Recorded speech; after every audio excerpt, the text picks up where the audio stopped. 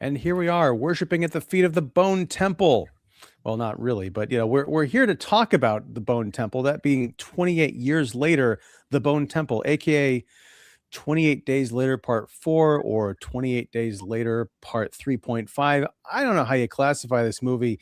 All I know is it didn't do well this weekend at the box office, despite a very high critics score, some pretty good word of mouth.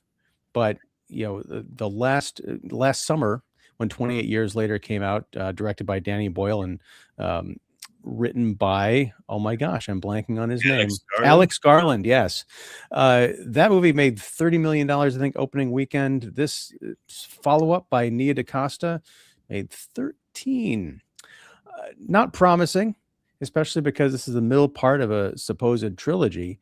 But David Fowley of Keeping It Real, we are here tonight to talk about why you may have slept on 28 Years Later, The Bone Temple, because this is, I think, a pretty tremendous movie. And as we saw it together, as we were walking out of the auditorium, I was just baffled, thinking, how can we be this early in the year watching a movie this goofy and unexpected, with it possibly making somewhere in the region of the top 10 list? And yes, I think it's that good. It's unconventional. It is unlike, I think, the previous films in the series, and that's a good thing. And it's also kind of upsetting to me on a personal level, because I got all the way to the end of this film completely forgetting that there was going to be another installment.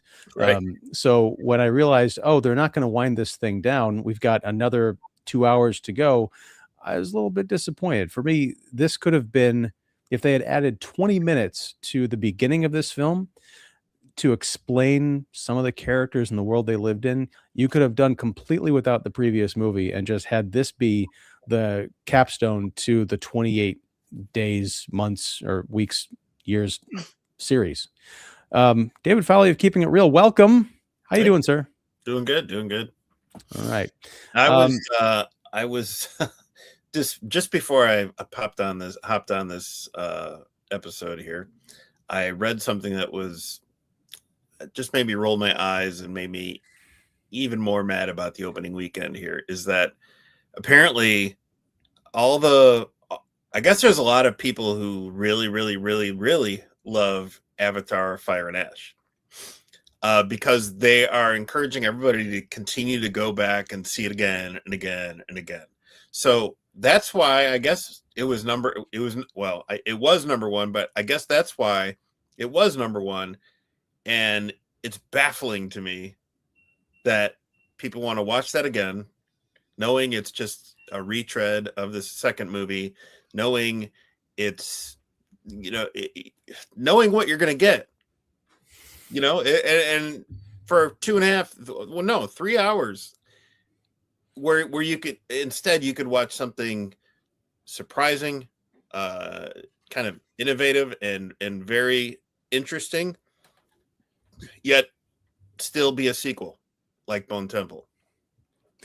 Yeah, and it's, I almost consider it to be a public disservice to encourage people to go and see Avatar: Fire and Ash. I can understand maybe doing a thing where you say, hey, buy tickets to support the movie, but actually going to sit through it again? No. But to your point, it is kind of a double crime that people are being, kept away from this film, which it's kind of a mixed blessing, because maybe, well, I don't know if they've got the third movie in the can already, or if it's, about to be shot or what. There's no guarantees in this life. So if this movie continues to underperform, there's a chance that the next movie might not come out, or might go directly to streaming or something, which I'm kind of okay with, because as I mentioned, I think this is kind of one of the best entries in the series. And it's also a great note to go out on. Now, how do we get here?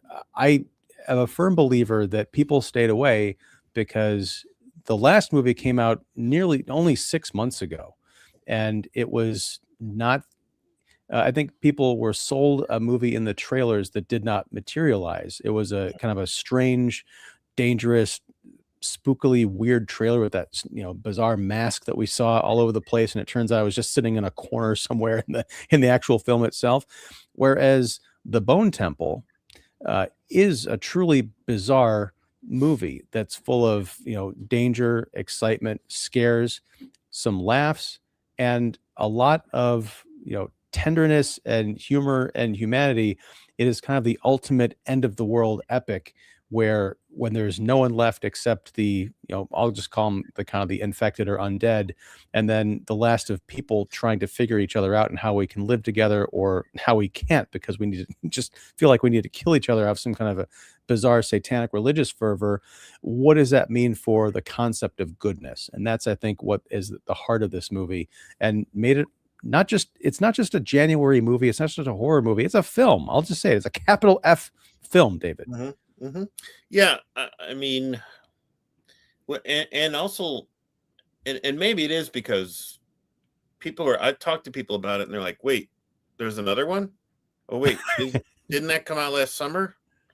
And okay, I get it. You're not up to date on these things. I mean, it does have a colon in it, in the title. And it's like, okay. But I think people don't realize that like this movie's doing something that none of the other movies have done in this series. And that is to continue. It's a lateral move. It's not saying 28, it's not saying 48 years later or something like that. This is still in 28 years later. It's continuing. Every other movie in this series has been 28 something later, 28 weeks. Started out with days, then it went to weeks, skipped months. I don't know why, but then it went to years. And this is where we're at. This isn't a movie that's skipping another, I don't know, 52 years or something like that. And this is where we're at with these characters that were introduced last July. And I think that's, to me, it should be intriguing. However you felt about, the last movie, I think Danny Boyle still, Garland and Boyle still made a banger of a movie in last year's sequel. And I think they introduced a lot of very interesting things. And, from a, art filmmaking perspective, they did a lot of really cool things too. I understand why some people didn't like it, but I know a lot of people were high on it. But even if you didn't like that movie, this is different. This is in a way, we're pausing on this time period.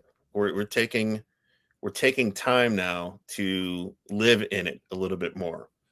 And I think DaCosta is able to do her own thing as a director. Nia DaCosta, who directed The Marvels and Candyman and the recent Hedda. They didn't say just, hey, do what Danny did. Do what Danny Boyle did. No, they said, do your thing. Do what you want to do. And I think what's interesting about that is it's hard to separate the fact that she didn't write this movie because it feels so different than the last one. I mean, Alex Garland has written all of these. Sure. But there's something in the screenplay that is truly bizarre and a departure that I think she picked up on that is very distinctly different from what Danny Boyle did with his direction. This is a lot more controlled. There's not as much of that crazy kind of MTV style zombie editing and incorporating of like, weird archival, footage and things like that. It's a more straightforward story. And, I was talking to Mark Krachek about this. He wasn't able to join us tonight. He was not high on this movie. I will agree, David. I think the fans of the last movie were high. I'll give you that much. Yeah. But in terms of his main critique was it sort of is. I don't want to put words in his mouth. This is just where I remember him kind of talking about. There's not really a connection to the previous film, except for at almost the mid credits of the last movie is when Spike, the young boy who he had escorted his mother or kind of snuck her out of this fortified island onto the mainland where all the infected are running around the woods in search of Dr. Ian Kelson, played by Ray Fiennes, because Spike, the young boy, believed that Dr. Kelson could cure his mother of her dementia. I think she had a brain tumor. Turns out that wasn't the case. By the way, we've got spoilers on in case folks hadn't seen the last movie or this one. But at the end of the film, mom's dead. The boy leaves Kelson behind. Kelson has begun trying to tame and or understand the infected, including the person of Samson, who's the giant alpha, who's very dangerous unless he's sedated. But Spike leaves. And in the mid-credit sequence, he is encountered by a gang of tracksuit wearing, blonde wig sporting, religious cultists named the Jimmies, who we'd seen evidence of their kind of rampages throughout the film, mostly coming upon scenes where, the Jimmies were here, or Jimmy was here, and usually with a skinned corpse or something like that. It was jarring to me to get to the end of that film and have this very wacky element. It seemed very Benny Hill, because they're doing all sorts of acrobatics and just this wackiness to it. And I thought, I don't want to watch another movie with these characters in it. But the genius of DaCosta / Alex Garland is that you turn Jack O'Connell's Jimmy, who's the leader of this gang of 7 minions, and him as kind of the head of this satanic cult gang, into a chilling, charismatic, but very weak on the inside villain who had a hold over his people. It's very, Manson family, very, Jim Jones, kind of controlling these much younger disciples as they go throughout the wastelands, killing zombies and, doing awful things to whatever survivors they can, they come across. Just not even for resources necessarily, but just for fun. I was bowled over by that and the parallel story of Kelson and Samson trying to form a relationship. And when they come to these two parallel stories come together towards the end of this picture, it's explosive. And not just because there's Iron Maiden playing with Ralph Fiennes just going completely nuts and enjoying every moment of a performance, and not in the way that sometimes you watch a movie and people say, oh, the actor looked like they were having such a great time. And you kind of wish I was having a great time because this is boring. Fiennes is phenomenal in this movie, stem to stern. Oh yeah, for sure. For sure. I think like the Jimmies, or, Sir Lord Jimmy Crystal, as he calls himself. I learned every time he said that, I kept thinking he was going to say Billy Crystal. I don't know why. Yeah, I learned in doing some research for my review is that nobody can ever be called both Sir and Lord. So it's kind of funny that he's calling himself Sir Lord Jimmy. If those who didn't know, he is kind of based off of Sir Jimmy Savile. Savile, yeah. Savile, sorry. Who was a basically unrepentant sexual predator back in the 70s, 80s, and of children.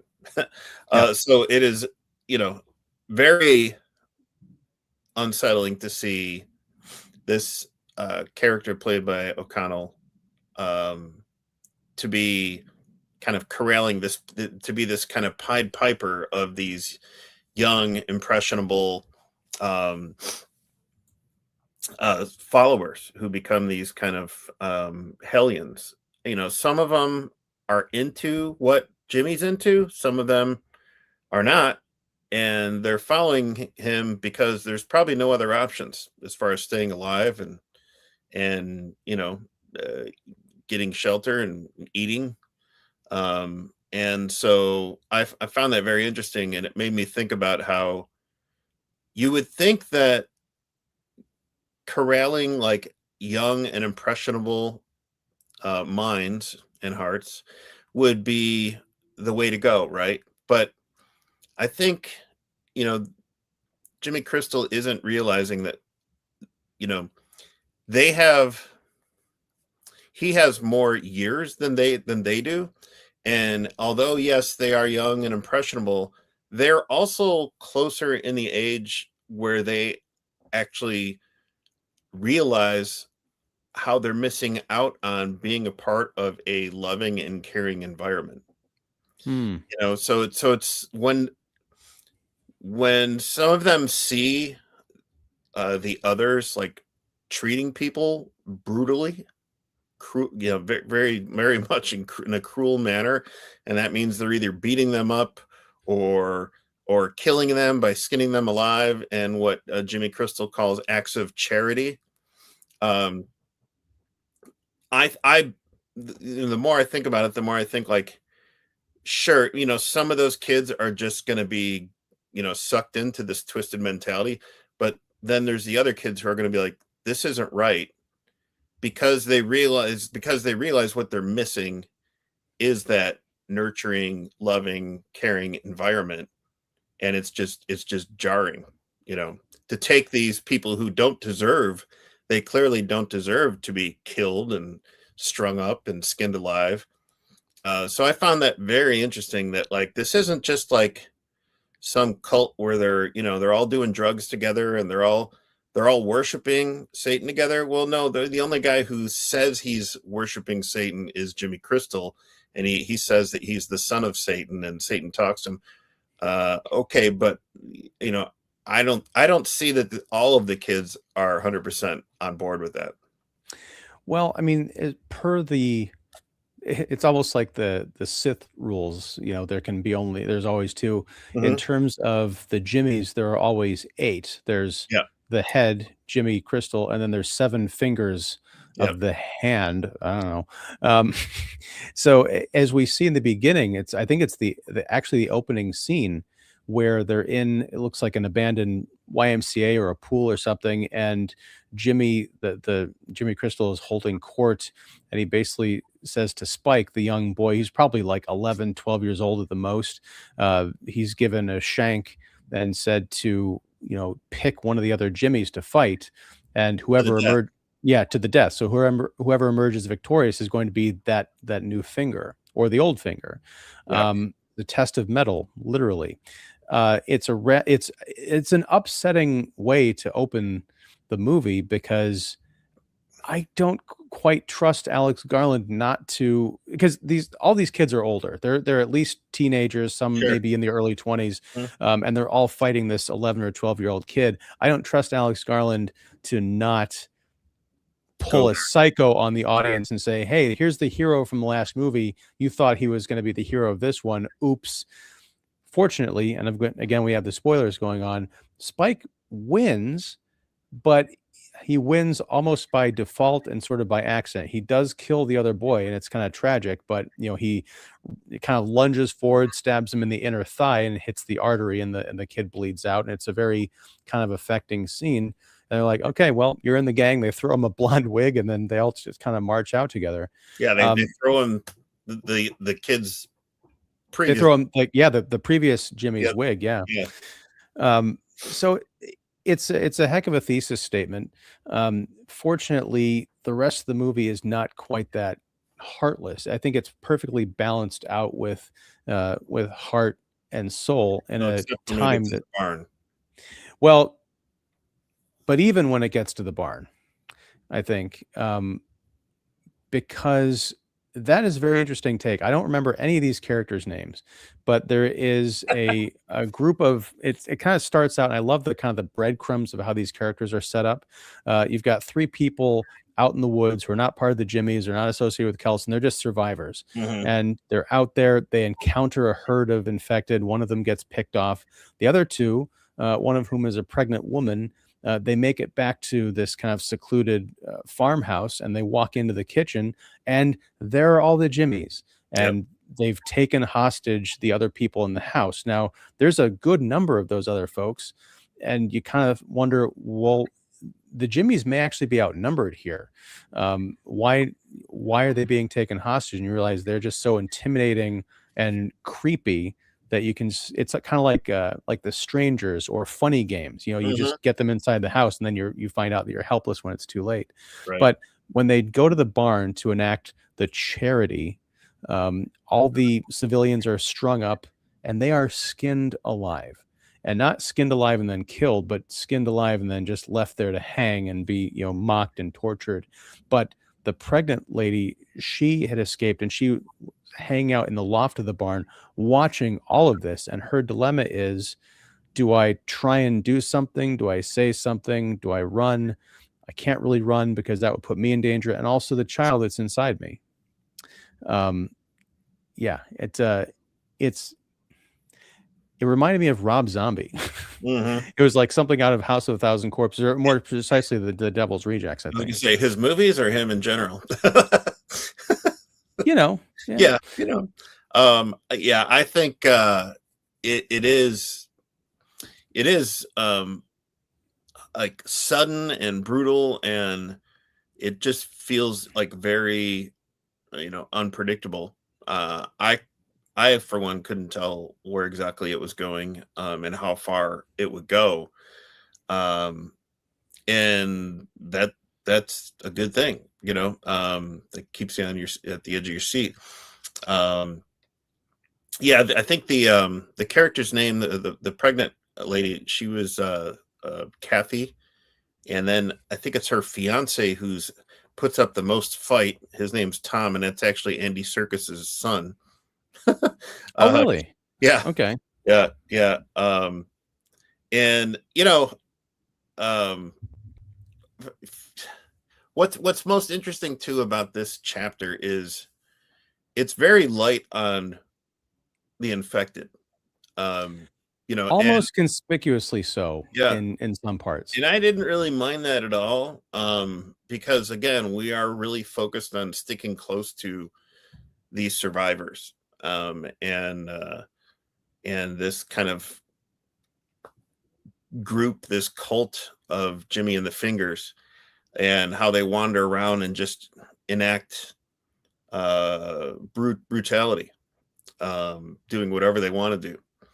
And it's that whole barn scene was like really rough, but you could tell like that's a moment there where Spike is just, poor kid. I mean, he couldn't deal with what was happening, and he couldn't find him a way out, and he had to leave and throw up, and it's intense. We never, I mean, the poor kid is so scared of his situation and stuck that thankfully there is another Jimmy, who is, I think she goes by Jamina. Yeah, I have it written down here. Jemima. Yeah. No, that's the crazy one. Sorry. Well, one of the crazy ones. Jimmy Inc. is played by Erin Kellyman, and a lot of people have seen her. She was in Rise of Skywalker. I think she was in Solo, the Star Wars movie, and also in Captain America, the Falcon and the Winter Soldier. Right. Yeah, she was the main kind of terrorist in that show. Antagonist, yeah. And I thought she sees how totally freaked out Spike is, and she has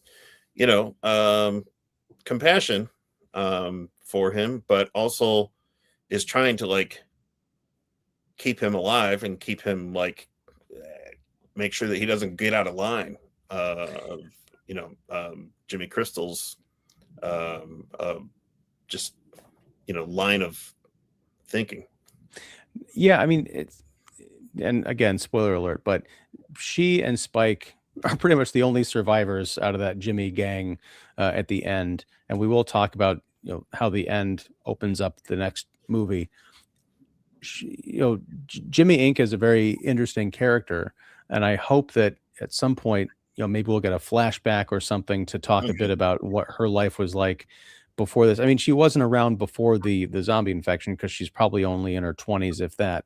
Right. But just to find out how she was raised, how she got to be the kind of person that she is, because she is very complex. Initially, I think this was a trailer moment or featured in some highlighted clips of the scene where she's kind of storming down the trail and she encounters one of the infected and just kind of cuts its head off basically and keeps moving. So she's very kind of a cold-blooded killer, but she does have that bit of compassion, but she also knows how to play Jimmy, Jimmy Crystal, and kind of fight back against him, at least rhetorically, and disagree with him, and he doesn't seem to mind. So I was very interested in that dynamic. But it's not that her character is inconsistent. There's just this air of mystery about her. Like, why does she take to Spike? Is it that they haven't encountered a Jimmy initiate who's been that young before? Could be. I don't know, but there's almost like a pseudo messed up maternal instinct that kicks in at some point. Or does Spike represent what she's been looking for all along, which is a way to get away from the other Jimmies? Yeah. Because it's hard being out there on your own, but if at least you've got one other person. I mean, that's why Spike, he talks to Catherine, the pregnant lady, who he's supposed to kill, but he lets her go, and he's like, "Take me with you." Yeah. And then she kind of double crosses him, and then leaves. So I have a feeling she'll be popping up again in a future installment, which I wouldn't mind. Maybe. You know, I thought that was a great scene too, because, you know, after what just went down, you know, ain't no way a pregnant woman who's trying to survive in this world is gonna, you know, take in another kid who she thinks is probably about as, you know, unsettling as any other, you know, blonde wig kid she just got encountered. So you know, how does she know what he's like? You know, so there's no way. That's true, because and she hadn't had as much experience with the Jimmies as, say, the other people at the house, Right. who may have also distrusted all of them, because Spike can play this scared little boy, but he could also be using that as a tactic just to Right. lure her in. And Bottom line, he looks just like him. yeah. Yeah.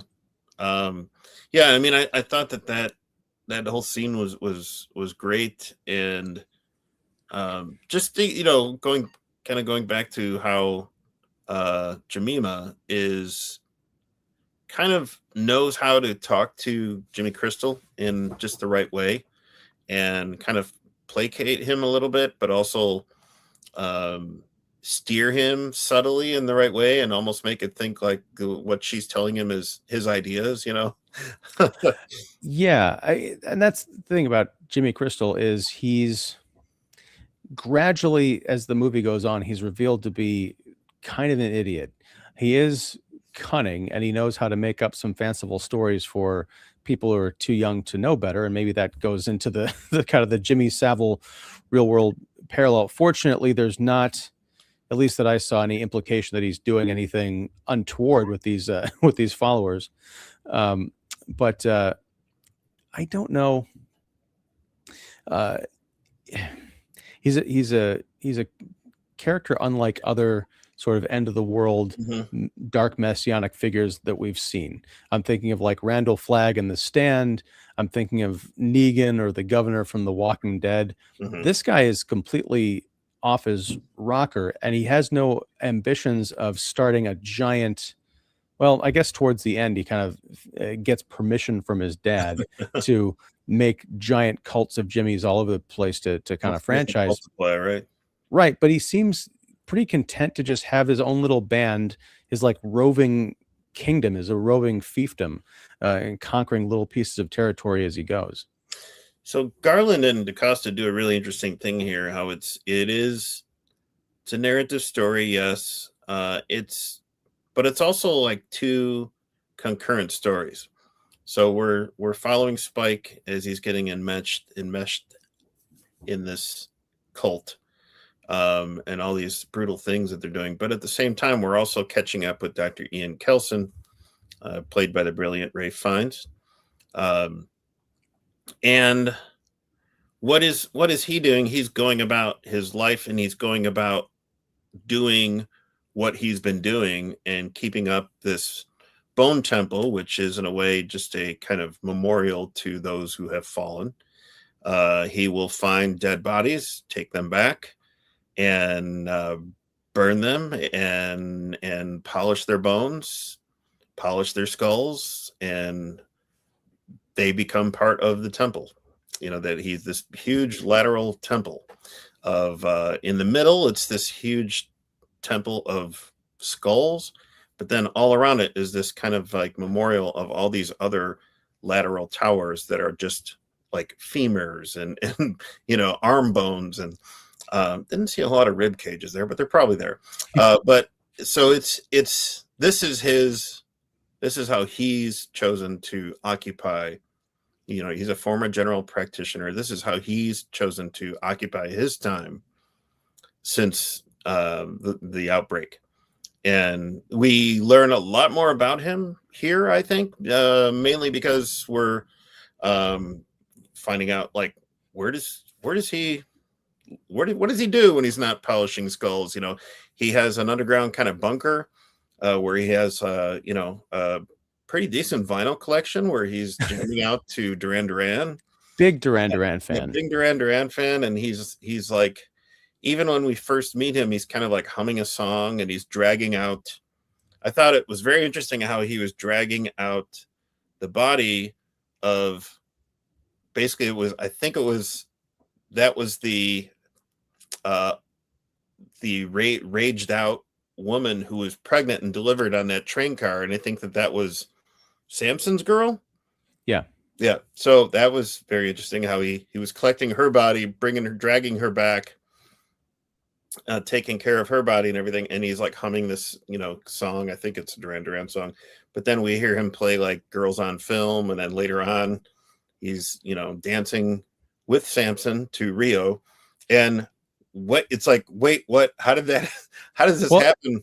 Well, what's really interesting is how he develops this kind of unspoken communication and relationship with Samson. What did you think about all that? Well, I mean, I think how I thought about it, because we were sitting right next to each other, and I, at one point, just kind of nudged you and said, I could watch this for 2 hours. And it's this bizarre, you see it in like cheesy 80s comedies, and sometimes in more modern films where making fun of cheesy 80s comedies, almost the montage of the best friends, kind of still walking on the horizon, silhouetted against the setting sun. You get a lot of scenes of Samson and Kelson sitting next to each other, and on a couple of occasions, they're just kind of like nice medium shots from, chest up, and they're just like looking out in the middle distance, or they're kind of like Kelson is talking to Samson, trying to break through. And then you cut to the wide shot, and Samson, who became a meme in last year's movie because he's full on naked and he is well and done. Wow, yes. But we see a lot more of that in this movie. But in the scenes where they're sitting together and he's completely naked, it's like Samson and Kelson and other Samson just literally hanging out. And it's so bizarre that it's funny. But then when you realize what is going on there, that's something else that we've seen in zombie films. The idea, like Day of the Dead is a perfect example. You've got an underground bunker with a team of scientists. You've got Bud, who is the zombie with the kind of the Walkman headphones, and the scientists are trying to communicate with him to find out, is there any humanity left in there? This movie, I think, solves that problem, which is a problem with, I think, every zombie movie, which is if you take the premise that zombies are dead people and dead tissue that have been reanimated, the idea that there would be something, quote unquote, left of the person inside doesn't quite make any sense, because like the soul would have left with the living, essence of that person.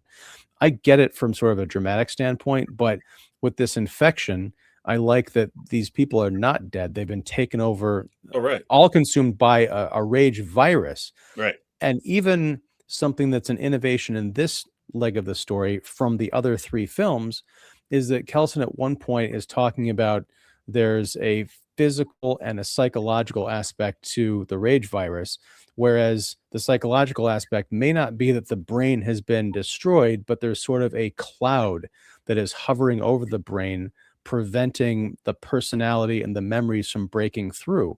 And we see a bit of that in kind of a broken up flashback with Samson of him on the train. We're led to believe, or it's at least the same kind of train from the last movie, and then we see a little bit here.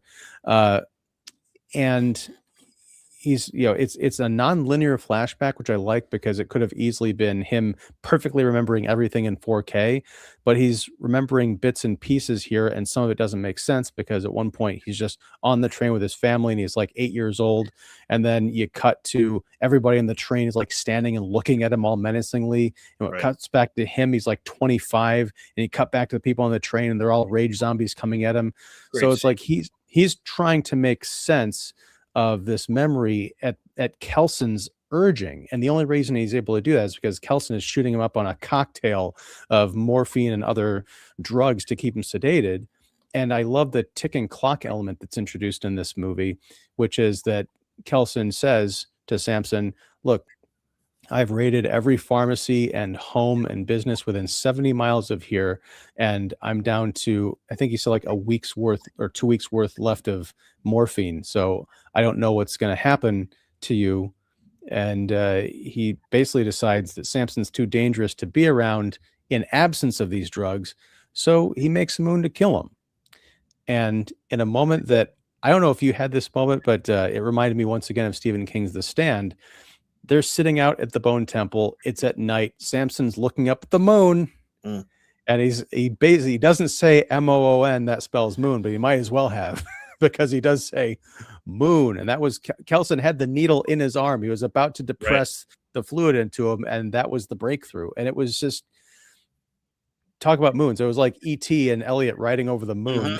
That just that moment, like this, there's hope here. This is getting really interesting. It's not just a zombie movie anymore. Yeah, I mean, it was a huge breakthrough. You could tell in the way Kelson responds to hearing that. I mean, it must be like, in a way, like hearing a child talk for the first time. It's like, and also this is, obviously this is not something he's used to. I mean, this is just, it's groundbreaking, but it also is, you also get this feeling by just looking at Fiennes' faces that like, I'm not alone.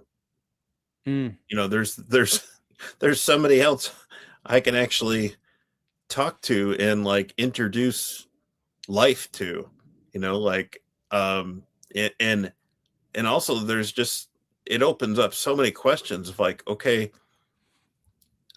obviously the drugs I'm giving this creature, this huge behemoth, is working, but how is it working? How clear and lucid is he?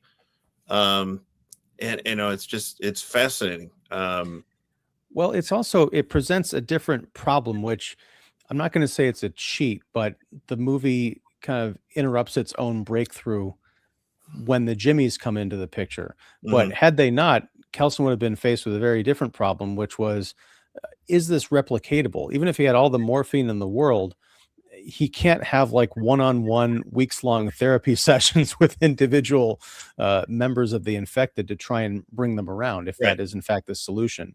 And we never quite find out how complete this reversal is, once again, because Samson has his own kind of journey and encounters Kelson and the Jimmies after everyone's been basically wiped out except for our Jimmy Inc. and Spike.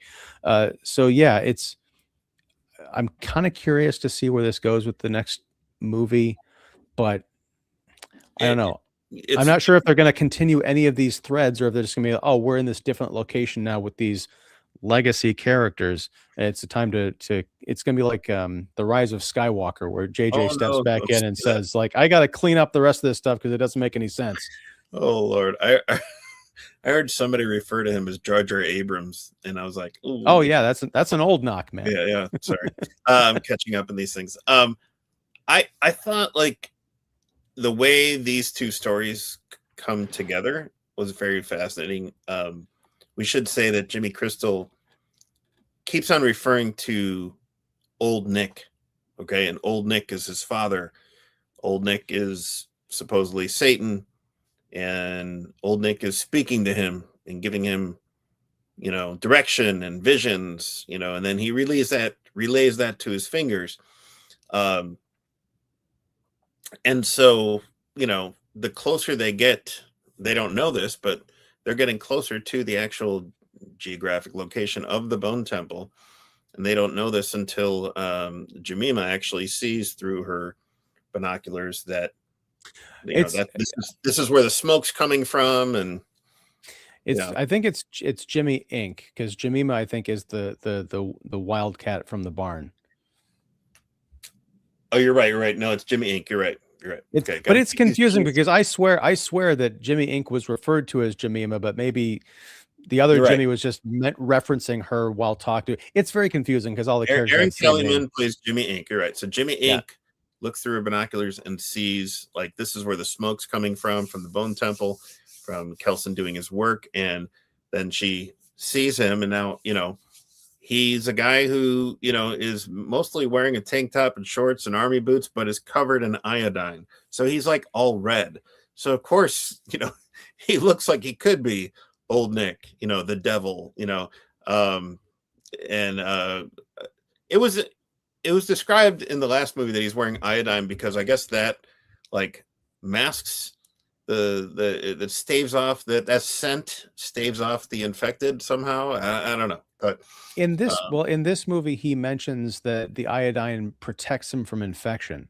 Okay. So I don't know if that's a retcon or if he's lying in one of those points. Yeah, could be both. I mean, if it does deter them, then it is saving him from infection. Yeah. True, but I mean, like, he's not putting, for example, he's not putting iodine in his eyes. So no, it's all over his skin. Yeah, so he's looking like red and washed out.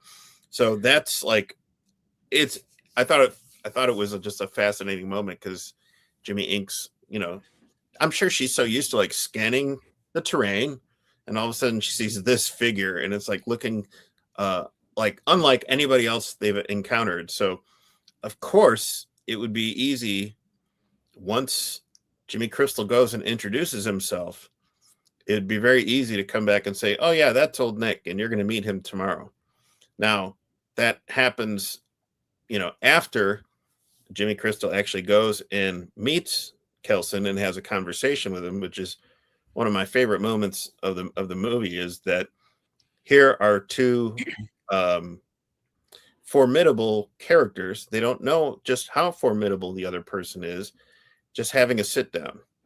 And I think it's a very interesting thing because I don't know about you, but towards the end of what happens with Jimmy Crystal and how you think back to the very beginning of the last movie, how that's young Jimmy, towards the end, and at least for me in this moment when they're sitting down and having a conversation, I'm actually starting to like have a little bit of empathy for Jimmy Crystal. I still think he's a psychopath and a reprehensible character, and he's horrible. But here he's actually we see him exhibit a lot of curiosity and a lot of it's almost like this is a totally different experience for him to actually encounter somebody who's very calm in his presence, doesn't feel threatened. And he's almost in awe of how here's another guy who is able to survive without, I mean, it's seeing this guy is pretty unsettling because there's bones all over the place and it's impressive. And it looks like, the land of Satan, but this guy is actually like very calm and collected. And there's something like very curious about him. Well, I think that because Kelson has been isolated, as far as we know, in his bone temple, building it for however many decades, he's gone out like on these raids, it sounds like, to try and find supplies, but it doesn't sound as if he has encountered the Jimmy graffiti or the evidence of their savagery throughout the land.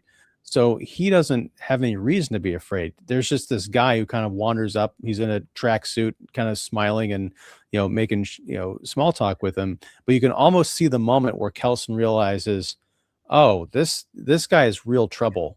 And you're never quite sure. But I think the other thing that makes it such a cool dynamic is that you also get the feeling that Kelson is probably the smartest person, the most learned person that Jimmy or the Jimmies have come across.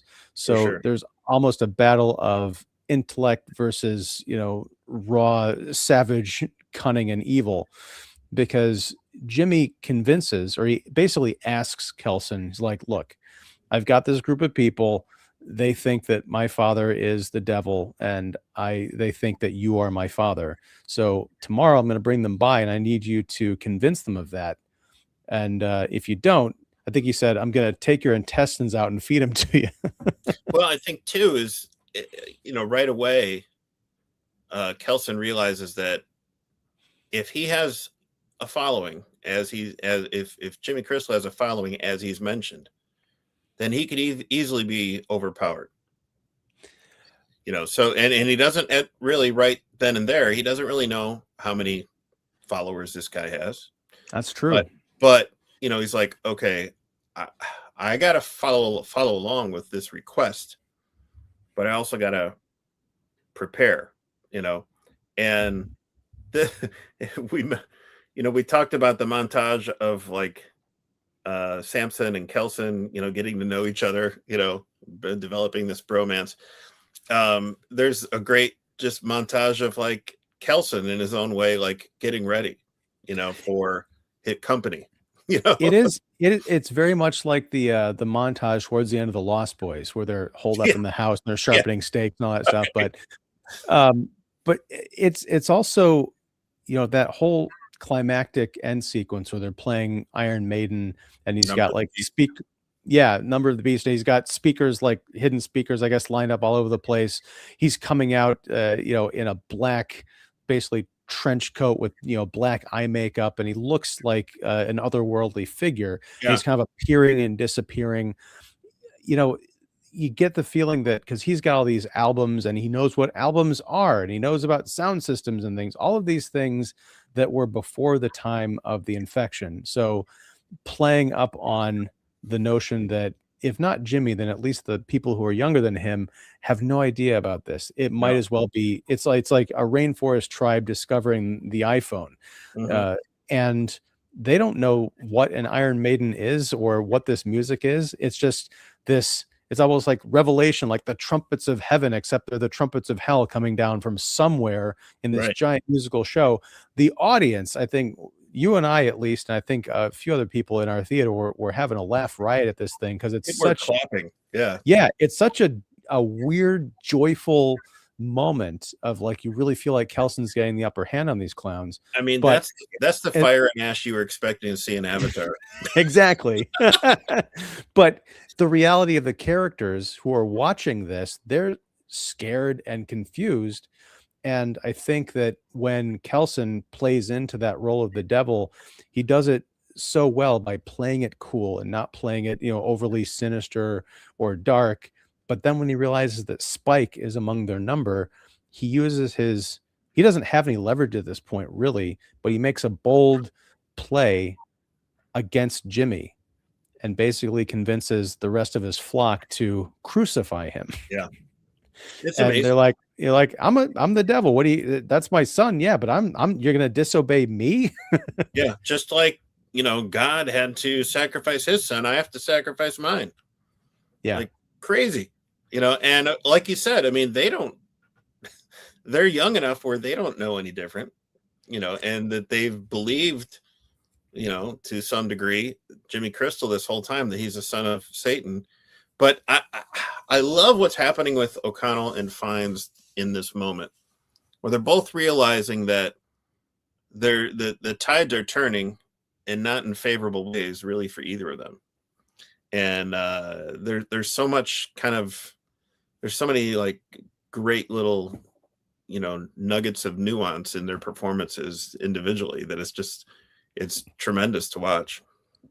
I mean, in the course of almost a little under a year now, we've had two great, really nuanced villain performances from Jack O'Connell. I mean, last year in Sinners, that was you mentioned in this movie you felt empathy for his character. I never quite felt that, but I felt a little bit of understanding, a little bit of sympathy, because when you flash back to that opening of 28 years later, And you realize that Jimmy is the little boy in the church, and he saw his father kind of getting ripped to shreds, and his dad had sort of taken on this sort of messianic doomsday cult mentality, even though he was inside a a Christian church. That can screw up a kid. We don't know what happened to him in the intervening years, really, but For sure. he went around the bend, and this is how he's coping. It doesn't excuse anything that's going No. on, but you realize he is not the physical embodiment of Satan, of malicious evil. He was turned at some point by circumstance, by actual forces of darkness. I don't know, but he can't quite be written off the way you might have thought he would be during that pool scene at the beginning of this movie, for Right. example. Yeah, I mean, there's a big difference between him sitting in the lifeguard chair at the beginning of the movie and him upside down on inverted cross. And to me, I just think back to when we first met him as a boy in that opening scene of the last movie. And like you said, you can't excuse his behavior as an adult, but it's almost like part of him as he's upside down and crucified. Part of him is that boy back. It's you see that the boy in him come out, and he is tormented and frightened, but I hate to say you reap what you sow, but in this case that's exactly what happened. Yeah, and I think one of the other bits I gotta give credit to the makeup artists and the wardrobers in this movie, because the Jimmy gang, they felt like complete like clowns at the end of the last movie. Like, Right. what is this going to be? Is the next one going to be a comedy, the wacky misadventures of these tracksuit freaks? But they're genuinely scary, but also genuinely sad, because you look at each of these individual kids and they all have some kind of scarring. Now, granted, some of it is they've like got up inverted crosses and dug into their foreheads, but they've all got some kind of like a facial scar or other bodily Right. injury. You can tell they've been out here living it. They are part of this cult, but they've had to fight for everything, even just to breathe. And I love that our main Jimmy, the Jack O'Connell character, he's got like just these rotted teeth.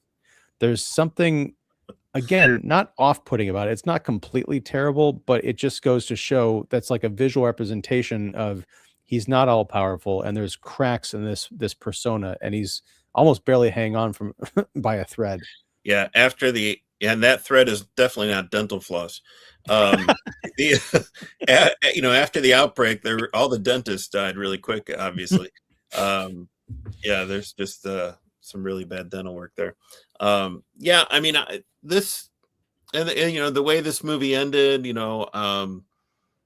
Samson does come back, but I love the way he comes back, because it's almost kind of like this kind of hallucinogenic type of form, at least from Jimmy Crystal's eyes, and it's almost like the creature coming back to the maker, in a way. And since we're talking about spoilers, we could say that Cillian Murphy's Jim and his young daughter, we catch up with them in the final end, and from a distance we see Spike on the run with Jimmy Inc., and they are being chased by rage infected predators, pursuers, and that's kind of like they're in the process of getting ready to help them out, and then cut the credits. So I totally forgot about that. Like, when it was happening, I'm like, oh yeah, that's right, there was mention that he was going to show up. And it was funny because there was fan speculation. I think I've succumbed to this a bit in the advance of 28 years later, because there's that scene in the trailer of that zombie who looks just like an emaciated Cillian Murphy kind of rising up. And they're like, no, that's not him. Be like, that's nonsense. It's got to be him. Wasn't him. What's Oppenheimer doing here? But I mean, that was the other kind of confusing thing, is the establishing shot of the house. That what's his name? Jim. Yeah. Too many Jims in this movie. Sure. But it looked like the farmhouse that the Jimmies took over earlier in Yeah, the kind film. of. Like I thought, Yeah. are we back there? We're not back in the fortified village, which I want to talk about in a second. But it was just a little bit too similar. They could have at least shot that location from a different angle to make it look like it's somewhere else and very remote. I'll have to watch the end of 28 Days Later again, because I do remember them kind of residing on a big kind of like meadow with a house there, and country house there. So, I don't know how much it's changed or whatever, but you know, I said in my review, like I'm hopeful that Garland that Garland will write another chapter here. I'm fine with Boyle coming back to it, but I would also be really comfortable with DaCosta continuing, but I don't know if that's going to happen. I mean, it's kind of like how I felt with Ryan Johnson and J.J. Abrams, Well, it's, that's the thing is, if this movie hasn't started production yet, it would at least be fun if Danny Boyle watched this movie and took notes. Like, oh, I can dial it back and have some really effective set pieces and things without having to get all crazy with the stylistic editing. Because watching DaCosta work, at least in this context, versus what Boyle had done from the previous movies. I mean, I was a big fan of 28 Days Later. I didn't like either of the middle sequels, and I love this movie, but it does get kind of old. It's like, oh, this is your wheelhouse, and you're showing us that you can do it again. It's nice Yeah. to have a breath of fresh air, even just for the penultimate chapter.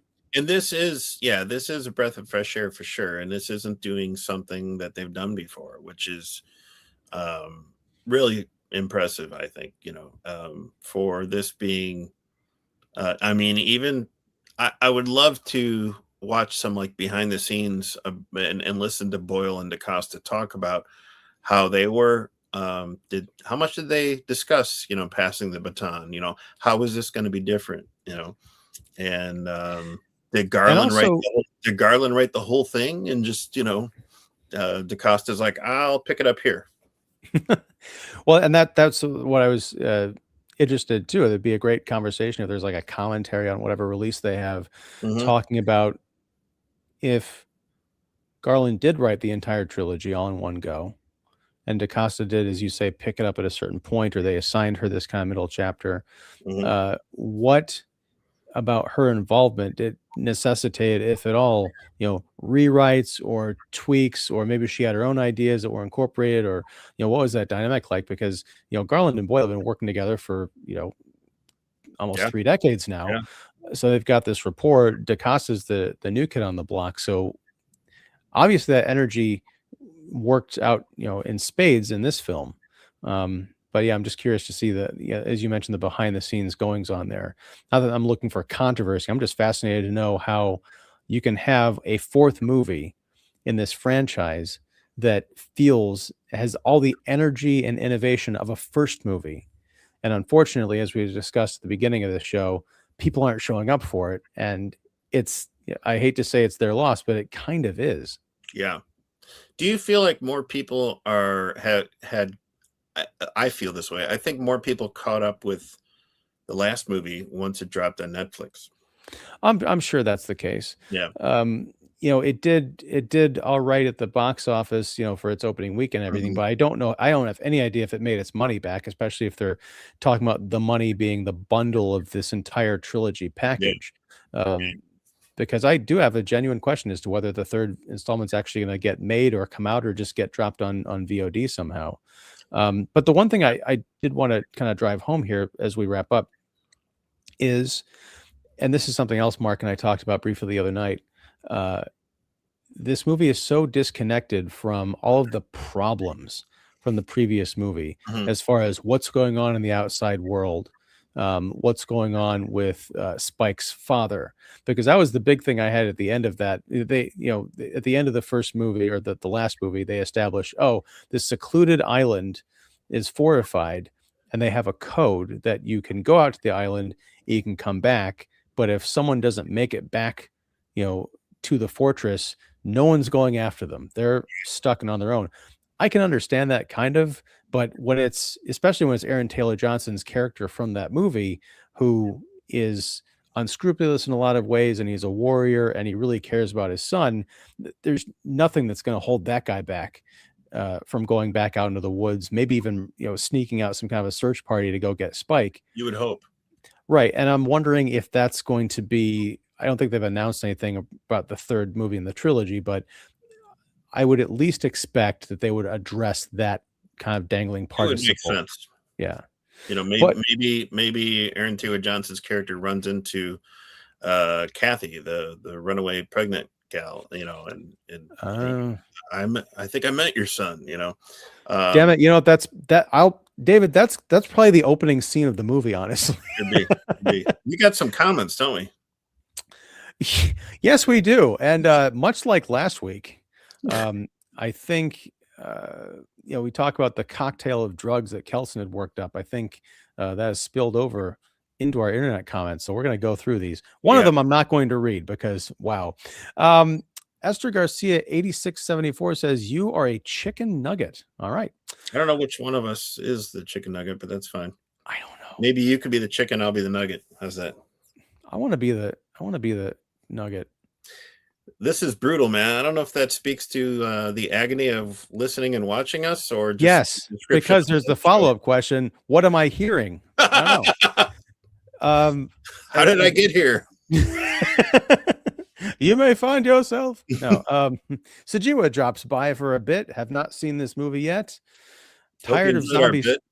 Yeah. Tired of zombie stories, but a lot of people are not. So I guess this is for them. You're in luck. These aren't zombies. They're not. Don't go there. They're not. Well, no, that's the thing. They're not zombies. But then again, I don't know that as we kind of discussed before with my problem with the idea of personalities being trapped and discoverable inside of actual dead tissue in the traditional zombie movie, I think this idea makes more sense than any of that stuff. For sure. Yeah. I did watch many seasons of that one zombie TV show. I assume you mean The Walking Dead. Yes. That was pretty good for a while. Violent, however. Yes. It's a violent world. Every temple is a bone temple, I guess. A lot of religious places have to do with death. Sounds like a song. Cheryl Grosser 8443 says Jennifer Grosser. Okay. Is that like it's almost like Jennifer is Cheryl's daughter and she's like scolding her? Yes. Get off YouTube. Jennifer Grosser. Yeah, come clean up your room. Take the trash out. Stop bed rotting. All right, I'm not going to read this comment from Tricky Octopus 9563 because there's a really bad word on there that would not be friendly for YouTube. But the world needs comedy, Sejua says. When the world is taken over by zombie-type creatures, comedy becomes more valuable. And honestly, that's what's kind of amazing about this movie is there are parts of it that are genuinely funny and not in a cheap way. But also tender and, like you said, full of humanity. So very surprising. Yeah. Going back, I keep bringing up The Stand, but there was that song. Is it Tears for Fears? No. Hey now. That's Crowded House. Yeah. Crowded House, right? That's the opening to one of the installments of that TV miniseries, and it's where the world is ended, and it's kind of a montage of the dead bodies everywhere. Don't dream it's over. Yeah. I got that same kind of vibe here when they played Duran Duran's Ordinary World. Oh my gosh, yeah. Yeah, so good. Yeah. And then lastly, a question from Chris Dizzik 9403. Wait, you're going to read this and not the other one? Come on, this is just... Is that Ted Cruz? Well, yeah, because he didn't... There's a P word in that other comment. I'm the good Ted Cruz. I'm the good Ted Cruz, I guess. The good Ted Cruz. I'm more of like Mandy Patinkin than Ted Cruz. There you go. Although I hear Mandy Patinkin is not the nicest fellow. I've heard rumors. I don't know. But he's great as Inigo Montoya. Yeah. Anyhow, I'm going to prepare for this live stream today as we bid farewell to 28 years later, the Bone Temple. David, and I guess this all depends on performance and other factors, but Has there been an announcement as to when the third chapter is supposed to come out? Like, is it going to be June? I don't know. I imagine it's written. I just don't know like what's gonna happen. I hope it's made. I hope they're not just waiting on this movie to. I don't even know if it's gonna break even. Let me look really quick here. I don't even know if the last one broke even. I mean, this was budgeted at 63 million. So far, it's only made 31.2. But that's it's only opening weekend. But